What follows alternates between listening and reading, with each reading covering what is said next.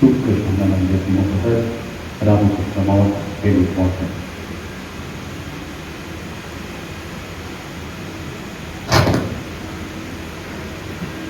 ओम रामकृष्ण वंदे पूर्ण ब्रह्म सनातन सच्चिदानंद रूप मातरं सारदां वन्दे जगन्मातृ स्वरूपिणी पादपद्मे तयोः श्रीत्वा प्रणमामि मुहुर्मुहुः। রামকৃষ্ণ মঠ ও রামকৃষ্ণ মিশন গড়বেতা আশ্রমের কার্যাধ্যক্ষ পূজনীয় স্বামী একেশানন্দজি মহারাজ, মঞ্চে উপস্থিত পূজনীয় স্বামী দুর্গানাথানন্দজি মহারাজ এবং আমাদেরকে তিনি বরণ করে নিয়েছেন স্বামী কৃপানাথানন্দজি মহারাজ, তার উদ্দেশ্যে আমার প্রত্যেকের উদ্দেশ্যে আমার ভক্তিপূর্ণ প্রণাম নিবেদন করছি। এই আশ্রমের অন্যান্য সন্ন্যাসী ও ব্রহ্মচারী যারা আছেন তাদের জন্য আমার প্রীতি ও শুভেচ্ছা ও স্নেহ জানাচ্ছি। উপস্থিত এখানে শ্রী শ্রী ঠাকুর ও শ্রী শ্রী মায়ের সন্তানবৃন্দ, ভক্তমণ্ডলী, তাদেরকে আমার প্রীতি ও শুভেচ্ছা জানাচ্ছি এবং এই সেবাযজ্ঞে যারা বিভিন্নভাবে অংশগ্রহণ করছেন বা করেছেন তাদের প্রত্যেককে আমার প্রীতি, শুভেচ্ছা ও অভিনন্দন জানাচ্ছি।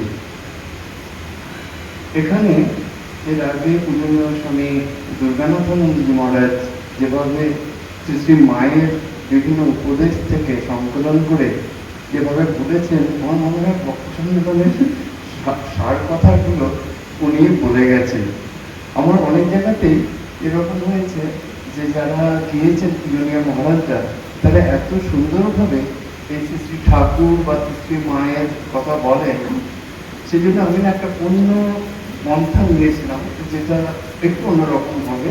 অর্থাৎ এই ভক্ত সম্মেলনের তাৎপর্য কি, কেন আমরা এই আমাদের প্রতিদিনের প্রত্যেকের বাড়িতে বিভিন্ন কাজ থাকে, গুরুত্বপূর্ণ কাজও থাকে। কারণ আজ থেকে 1 মাস আগে বা 15 দিন আগে যখন আমরা এখানে এই ভক্ত সম্মেলনে অংশগ্রহণ করবো বলে ঠিক করি, সেই সময় তো জানি না যে পরে হঠাৎ কোন সময় কোন গুরুত্বপূর্ণ কাজ এসে যাবে। অনেক সময় সেটি কোনো আত্মীয় আসার কথা থাকে, কোনো বাড়িতে কোনো অসুবিধা থাকে, তা সত্ত্বেও আমরা নিজে যখন অনেক সময় মনে করি না এবারে ভক্ত সম্মেলনে যাব, এরকম বাড়ির কাজ তো থাকবেই।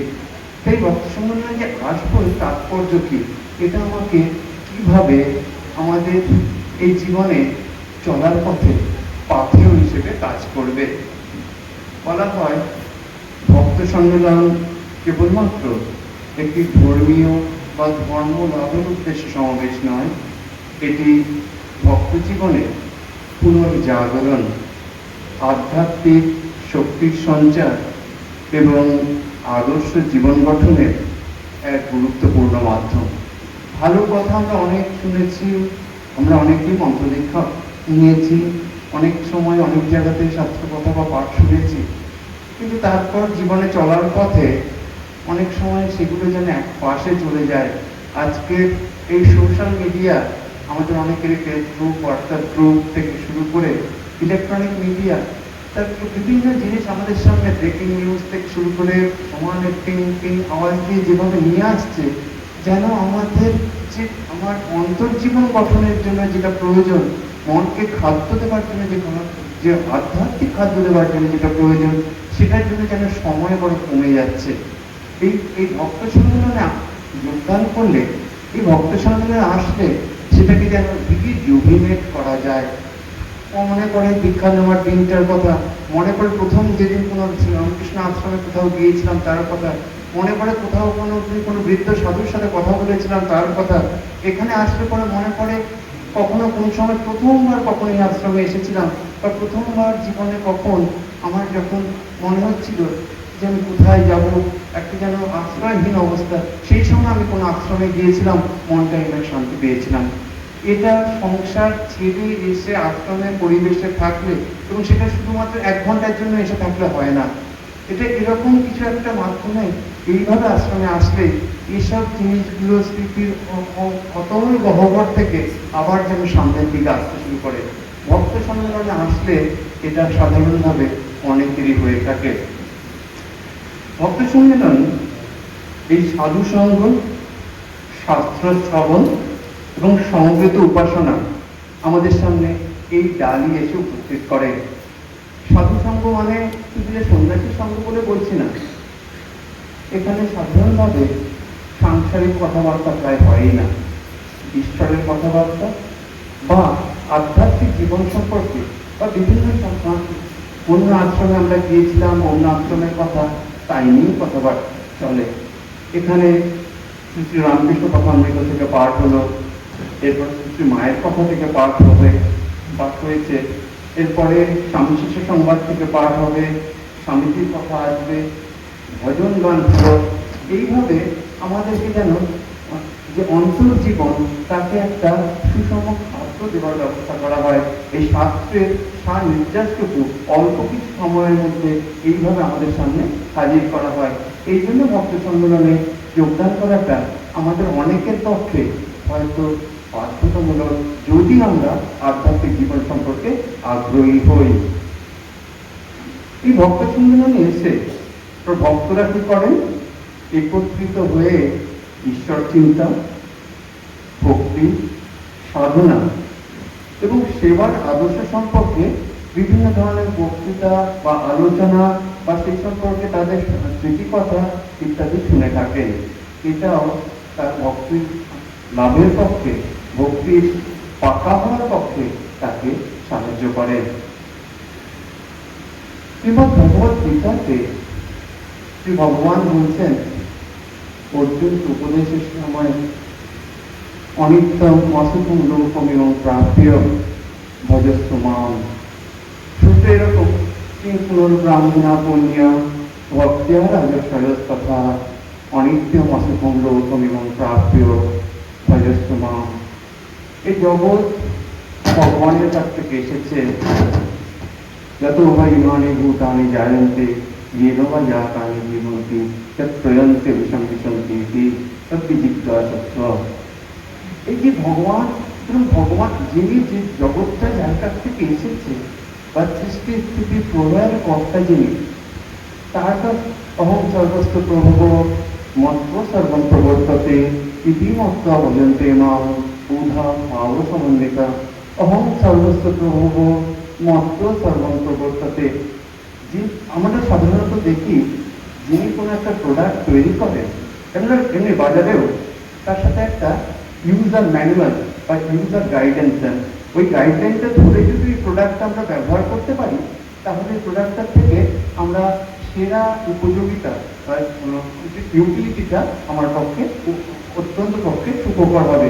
কিন্তু আমি যদি ওই ইউজার ম্যানুয়ালটা না জানি বা ইউজার ম্যানুয়ালটা ব্যবহার না করি, তখন আমি হয়তো ইলেকট্রিক্যাল অ্যাপ্লায়েন্স তাকে শক খাওয়ার সম্ভাবনা বা অনেক সময় ইলেকট্রিসিটেড হওয়ার সম্ভাবনা, যে জিনিসটা যে জন্য নিলাম সে জীবনে ব্যবহার করতে পারবো না। ভগবানের কাছ থেকে এই জগৎ এসেছেন, তিনি এই জগতের স্বরূপকে সম্পর্কে বলছেন এটা অনিত্যম, এটা অসুখম।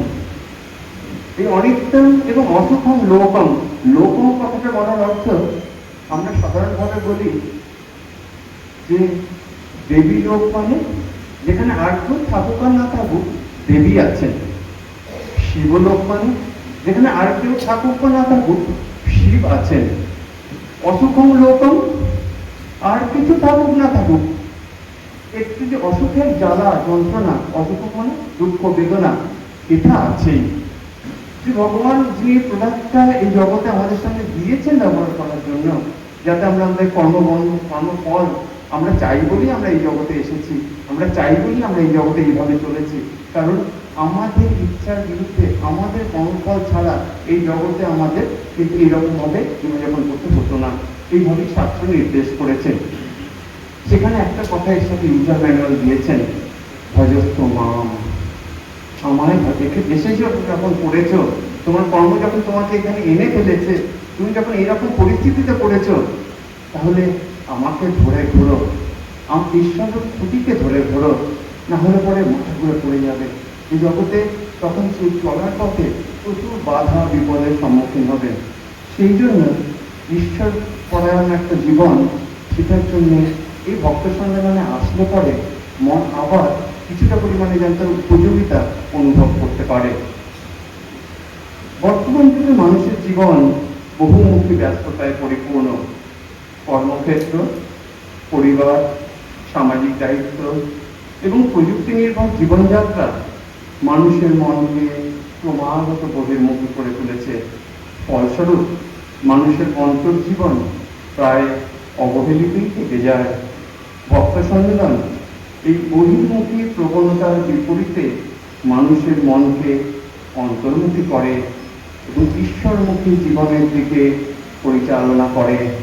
মানুষ একটু নিজের ভেতরে দেখার মতো একটু অবসর পায়, একটু সময় পায়, একটু সেসব কথা শোনার মতো তার কাছে সময় উপস্থিত করে ভক্ত সম্মেলনে কেউ যদি অংশগ্রহণ করে।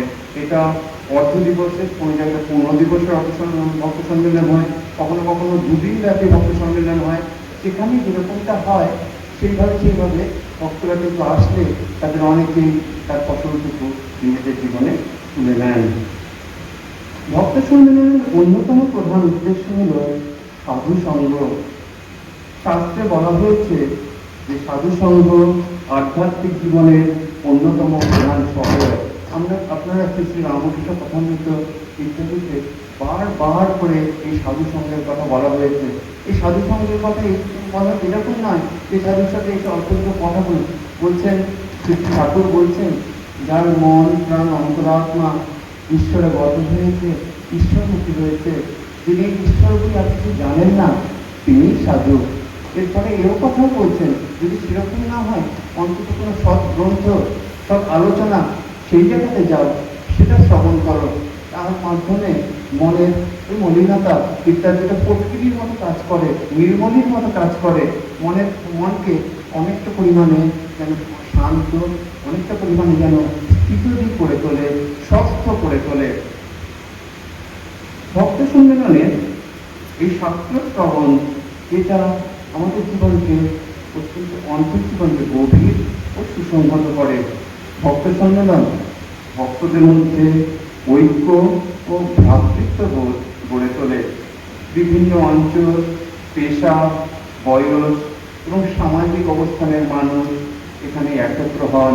আমরা যে রামকৃষ্ণ পরিবারের, আমরা যে শ্রী মায়ের সন্তান, বাড়িতে বসে, বাড়িতে আমার নিজের মতো করে একটা সেট আপ আছে, যদিও সেট আপটা অনেক সময় দেখা যায় যে আপসেট হয়ে পড়ে, কিন্তু সেট আপের উল্টোটাই আসে, কিন্তু আমি মোটামুটি সাজিয়ে নেওয়া আছে। কিন্তু আমরা যখন এরকম ভক্ত সম্মেলনে আসি এবং বিভিন্ন জায়গা থেকে আসা, বিভিন্ন পরিস্থিতি থেকে আসা বিভিন্ন মানুষের সাথে আমরা যখন, তখন তাদের জীবনের কথা অথবা তারা কিরকম একটা ঈশ্বরমুখী জীবন, তাদের মধ্যে অনেকেই জপ ধ্যান পড়ানো, তাদের মধ্যে অনেকেই এই আশ্রমে এসে আশ্রমে কোনো একটা সেবা অল্প কিছু সময়ের জন্য হলেও অংশ নিচ্ছে, অথবা তাও নিচ্ছে না, রাস্তায় যেতে দেখছে রাস্তার উপর 2-4টা প্লাস্টিক প্যাকেট পড়ে আছে, সেই প্যাকেটগুলো সে তুলে ডাস্টবিনে দিয়ে গেল। শুধু এইটুকু, আর কিছু নয়।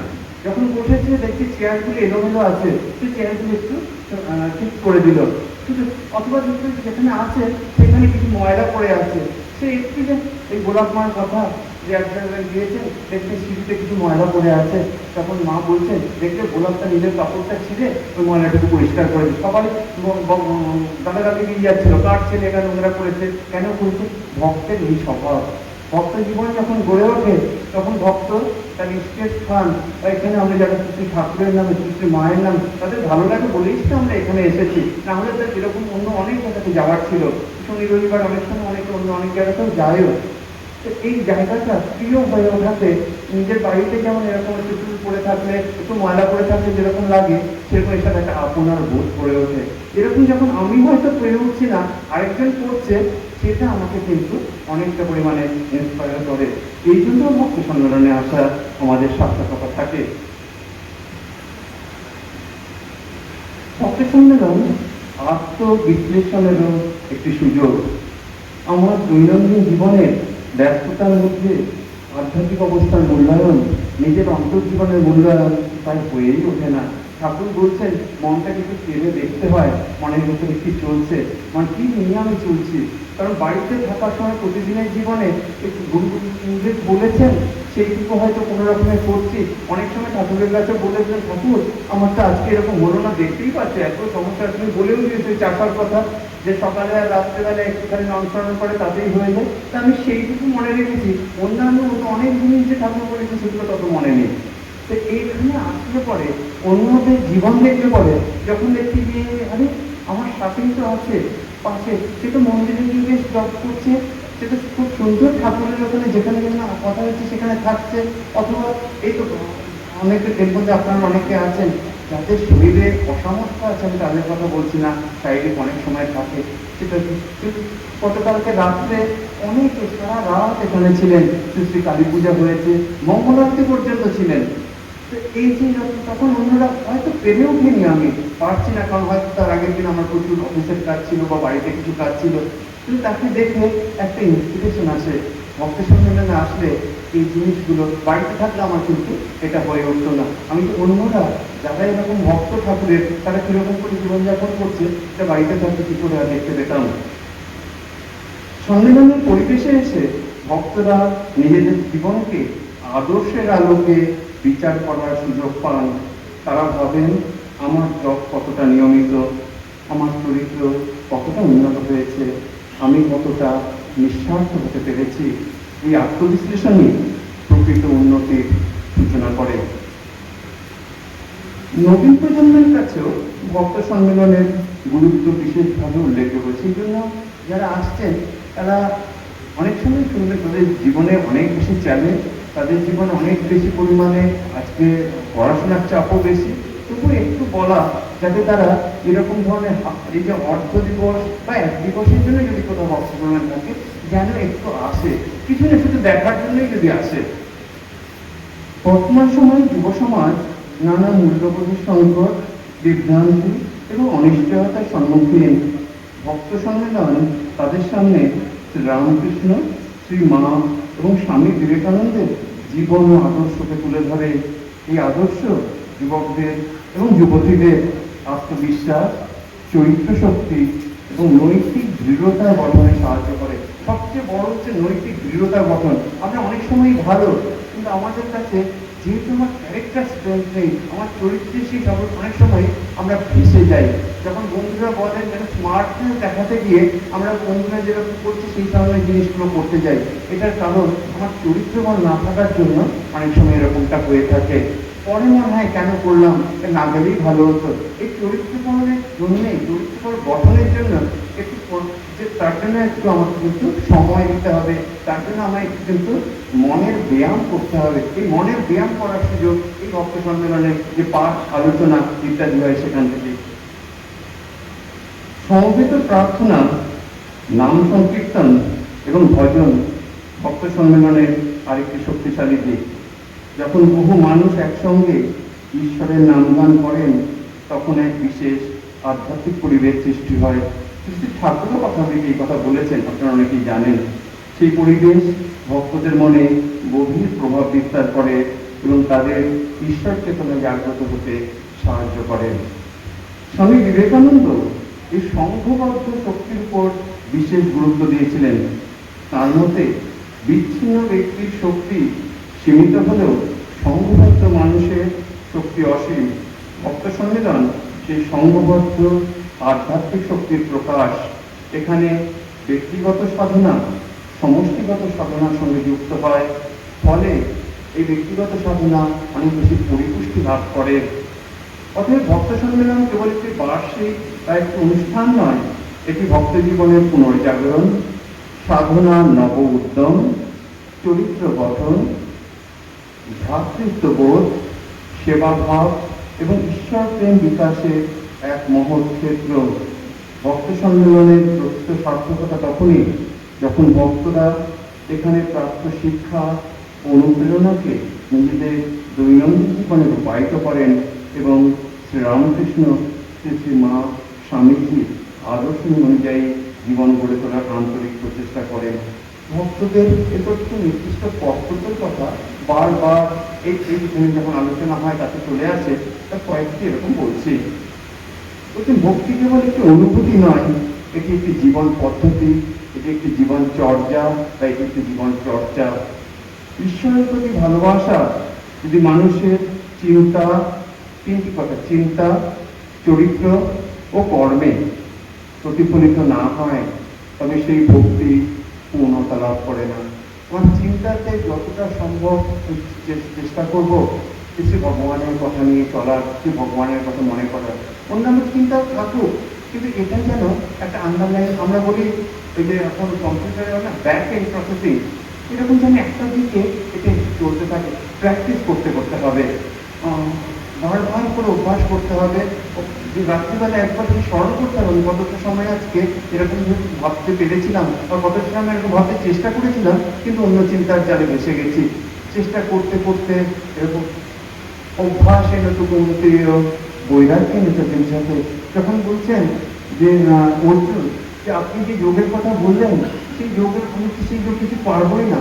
তখন সে ভগবান বলছেন অসংশয় মহাবাহ মন দুর্নিগ্রহম চলন অভ্যাস এনটুকু বৈরাগ্য চতুর্যাতে। আমি অস্বীকার করছি না, অসংশয় তুমি মহাবাহু, তুমি তোমার বাহুতে প্রচুর বৃহৎ, তুমি প্রচুর শত্রু জয় করেছো, কিন্তু নিজেকে জয় করতে পারোনি। বাইরে প্রচুর রাজ্যের রাজাকে পরাভূত করেছো, তুমি প্রচুর শক্তিশালী বান অস্ত্র নিক্ষেপ করতে পারো অন্যের দিকে। নিজের অন্তর্জীবন প্রায় অদদায়ী হয়ে গেছে। সেটার জন্য অভ্যাস এনতো কমতেও বলে অনুদান করছে, কারণ তুমি আমার পিসির ছেলে, কুন্তি আমার পিসি, তোমাকে আমি ভুল কথা, তোমাকে আমি ভুল পথে পরিচালনা করবো না। এখানে তাকে ধনঞ্জয়, এখানে তাকে যদি বলেনি, কমতেও বলে সম্বোধন করছেন, কারণ তুমি আমার এত প্রিয়। তোমাকে বলছি এই পথ, অভ্যাস এবং বৈরাগ্যের পথ। বৈরাগ্যের পথ মানে বলছেন, ঠাকুর বলছেন ঈশ্বরের অনুরাগ বিষয়। বিরাগ মানে এই নয় যে সব কিছু ছেড়ে ছুড়ে দিয়ে চলে যেতে হবে, বাট আমার সমাজের প্রতি একটা কর্তব্য আছে, পরিবারের প্রতি একটা কর্তব্য আছে, যারা সংসার জীবনে রয়েছেন। আমার একটাই কথা, আগতে স্বাগত করিয়া বিগত বিচারালয়ে, যদি আসছে যেটা ঠিক আছে। এখানে ঠাকুর এটাকে বলছেন যদৃচ্ছা লাভ, বলছেন শ্রী ভগবান ভগবত গীতাতে বলছেন যদৃচ্ছা লাভ সন্তুষ্ট গঙ্গাতীত বিমৎসর সমসিদ্ধ অসিদ্ধ চ কৃত্বাপিন নিবন্ধতে। বলছেন আমি বলছি না তুমি সর্বদা সফল হবে, সিদ্ধা সিদ্ধ সমভূত্বা, কিছু কিছু ক্ষেত্রে অসিদ্ধ, কারণ সব কিছু আমার প্রত্যেক কাজের জন্য যে ফ্যাক্টরগুলো আছে সে সবগুলো ফ্যাক্টর আমার হাতে নেই। কিছু ফ্যাক্টর আমার হাতে আছে, কিছু ফ্যাক্টর এক্সটার্নাল ফ্যাক্টর, সেই ফ্যাক্টরগুলোর উপর আমার কোনো নিয়ন্ত্রণ নেই। আমার নিজের মনের উপরেই নিয়ন্ত্রণ নেই, আমার নিজের শরীরের উপরে নিয়ন্ত্রণ নেই। কোনোদিন দেখা গেল আমি ভুলভাল কথা বলছি, জানা গেল ডাক্তারকে পড়াচ্ছি, আমার সোডিয়ামের মধ্যে ইমব্যালেন্স হয়ে গেছে। নিজের শরীর আমারই কথা শুনে চলে না, আমায় কি ওষুধ খেতে হয়, ডাক্তারের কাছে যেতে হয়, তারপর কি হয়েছে নিজেই বুঝতে পারি না, তাহলে অন্যরা কি করে আমার কথা শুনবে? আমার বেশ কিছু ফ্যাক্টর থাকবে, এই ফ্যাক্টরগুলোর উপর আমার কন্ট্রোল থাকবে না, সুতরাং ফল কি করে আমার মত অনুযায়ী হবে। চেষ্টা করব, যতটা সাধ্য চেষ্টা করব, কর্মণ্যের অধিকারত্বে মহাপরিষু করার জন্য, অর্থাৎ আমার উপর এটা ছেড়ে দাও। ঈশ্বরের কোন বুদ্ধিতে কর্তব্য দুঃখে সমৃদ্ধ লাভালাভ জয়া যায়, তিনি বলছেন তত যুদ্ধায় যুদ্ধস্ব নৈবং পাপম অবাপসি। বলছেন আমি বলছি না তোমার শুধু লাভ হবে, আমি বলছি না তোমার শুধু জয় হবে, দুটোই হতে পারে, কিন্তু আমার উপর ছাড়ো, একটু আমার উপর নির্ভর করো। অনেকটা অসুখম লোকম এবং প্রাপ্য ভজস্ত মাম ময়ি সর্বাণি কর্মাণি সংন্যস্ত উদ্ধাত্ম চেতসা নিরাশী নির্মম ভূত্বা। যুদ্ধ করো, কিন্তু মই সর্বাণি কর্মাণি সংন্যস্ত, আমার উপর কিছুটা দায়িত্ব আমার উপর, আমি বসে আছি আর আমি অনন্ত, আমি পরিপূর্ণ, এই জগতে কারোর থেকে আমার কিছু পাওয়ার নেই, কারণ আমি আত্মকাম, কারণ আমার এই জগতে কারোর কিছু চাওয়ার নেই, কারোর কাছ থেকে কিছু পাওয়ার নেই। সুতরাং আমি যে তোমাকে চাইছি যে তোমার থেকে আমার কিছু লাভ হবে তা নয়, তুমি একটা সাপোর্ট পাবে, তুমি একজনের উপর নির্ভর করতে পারবে যে তোমাকে ব্যবহার করবে না। এই জগতে আমরা যার উপর নির্ভর করতে চাই সকলেই অপূর্ণ, যেহেতু সকলে অপূর্ণ তারা পূর্ণ করতে চায় আমার থেকে। আমি গেলাম তার কাছে সাহায্য পেতে, সে কিভাবে আমার থেকে কিছু লাভ হবে তার চেষ্টা করছে, চেষ্টা মানে বলছে যে সজ্ঞানে করছে, কারণ এই জগতে আর কেউ পূর্ণ নয়, এই জগতে আর কেউ অনন্ত নয়, আমি সেটা। যেহেতু আমি সেটা, আমার তোমার কাছ থেকে আর পাবার কিছু না, তুমি আমার উপর নির্ভর করতে পারো, তুমি আমার উপর নির্ভর করতে শেখো, তাহলে কিন্তু বোধ পাবে, যার উপর তুমি সেই সময় হতাশার দিনগুলোতে, অবসাদের দিনগুলোতে সেই সময় তুমি একজনকে পাবে যে তোমার সমব্যথী, যে তোমার থেকে লাভ করার জন্য কিছু করেনি। শ্রী শ্রী ঠাকুর বারবার বলছেন ঈশ্বর লাভই মনুষ্য জীবনের উদ্দেশ্য, আর সবকিছু থাক ক্ষতি নেই, কিন্তু এটা যেন ভুলে না যাই। এরকম শাস্ত্র বলছে বাসনা বৃদ্ধিত কার্যম, কার্য বৃদ্ধিয়াচ বাসনা, বর্ততে সর্বথা পুংস, সংসার নয় বর্ততে। বারবার বাসনার বৃদ্ধিতে কার্য বৃদ্ধি পায়, কার্য যত বৃদ্ধি পেতে থাকে, মহারাজ বলেছেন দুর্গানাথ মন্দির মহারাজ, তার সাথে সাথে আরো বাসনা বৃদ্ধি পায়। ওই নজাতু কাম কামানাম উপভোগের সম্মতি অভিশা কৃষ্ণ বর্তনেব ভূয় এভাবে বর্ততে, বিষ্ণু পুরাণে আছে, মহাভারতে আছে। কিভাবে অগ্নিতে ঘৃত দিয়ে আমি কিভাবে কোনো সময় অগ্নি আমায় বলছে আর ঘৃত আমার চাই না, হয় না। বাসনার অগ্নিতে ক্রমাগত পূরণ করতে করতে আমি কখনো ভাববো না আমি নির্বাসন হতে পারবো। নির্বাসন হওয়ার পথটা উল্টো দিকে, ওই দিকে পথে আমায় চলতে হবে। সেখানে এখন সময় খুব কম। আপনাদের প্রত্যেককে অসংখ্য ধন্যবাদ জানাচ্ছি। এরকম কথা বলার সময় কেউ কথাই বলেননি, একদম কেউ নড়াচড়াও তার একটু কমই করেছে। এরকমটা দেখলে না, যে বলে ঠাকুরের কথা, তাহলে ঠাকুরের কথা তার সাথে বলতে ভালো লাগে। কারণ যখন দেখছি আমি অন্যকে উৎপাত করছি, অন্যটা অস্বস্তি হচ্ছে, এইদিকে হাত পা ছুটছে, তখন যে বলে তারও মনে হয় আরে অন্যকে কষ্ট দিয়ে লাভ কি, কাউকে জীবনে একটু আনন্দ দিতে পারি না, আর এই লোকগুলোকে দেখো অসুবিধার মধ্যে ফেলছি। আপনাদেরকে প্রত্যেককে এরকম ভাবে শোনার জন্য অসংখ্য ধন্যবাদ। শ্রী শ্রী ঠাকুর, শ্রী শ্রী মা স্বামীর চরণে প্রণাম জানিয়ে আমি নিবেদন। ওম